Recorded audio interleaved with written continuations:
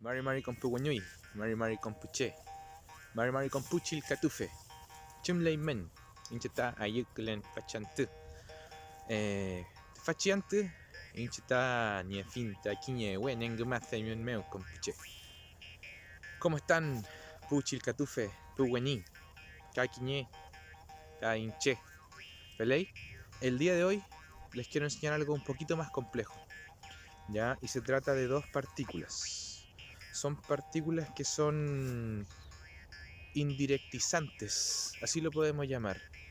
Esto es un poquito más complejo ya, así que si están recién comenzando en el Mapudungun, les aconsejo ver los videos anteriores, ¿ya? Este es como tiene un grado de complejidad mayor. Bueno, indirectizantes, ¿ya? Tenemos uno separativo, que es NMA,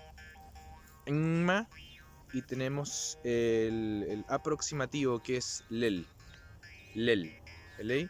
También estos se conocen como modificador de raíz, va inmediatamente después de la raíz, ¿vale?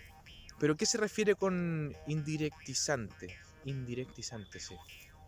Bueno, les explico. Verbo nien, tener, ¿vale? Tener, nien.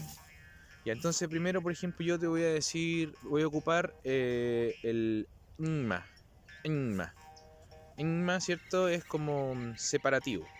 Entonces yo voy a decir nienma en.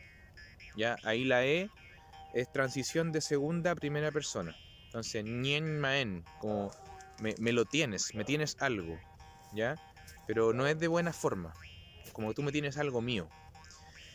En caso yo dijera nielelen, ¿ya? Nielelen, ahí está el lel y luego en. Es como tú me lo tienes. Es como si yo te pidiera que lo tuvieras. Lo tienes y para mí es bueno que lo tengas. ¿Se entiende?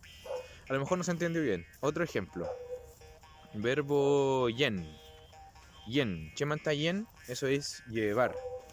Yo podría decir